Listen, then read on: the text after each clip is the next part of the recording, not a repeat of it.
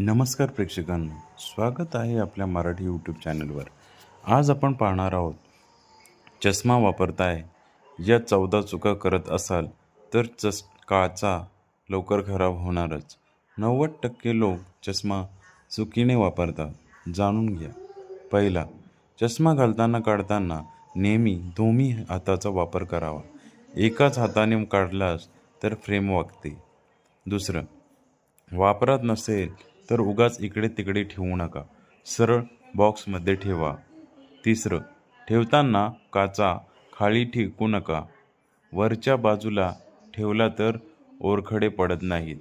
चौथं, अधूनमधून ऑप्टिकलवाल्यांकडे जाऊन फिटिंग करून घ्या. चेहऱ्याला बसणं महत्त्वाचं आहे. पाचवं, रोज संध्याकाळी साध्या पाण्याने धुवून मऊ कापडाने पुसा, धूळ बसू देऊ नका. सहावं, टिश्यू, टॉवेल, जुने फाटके कापड वापरू नका, त्याने काचेला ओरखडे पडतात. सातवं, केस किंवा धागे सुटणाऱ्या कापडाने पुसू नका.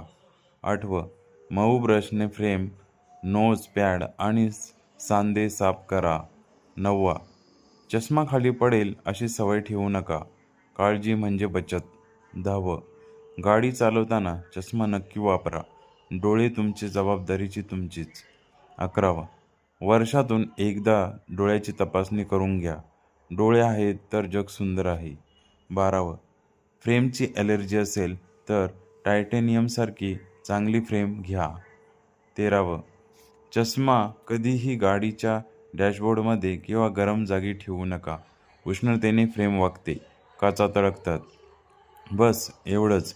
चष्म्याची काळजी म्हणजे डोळ्यांची काळजी.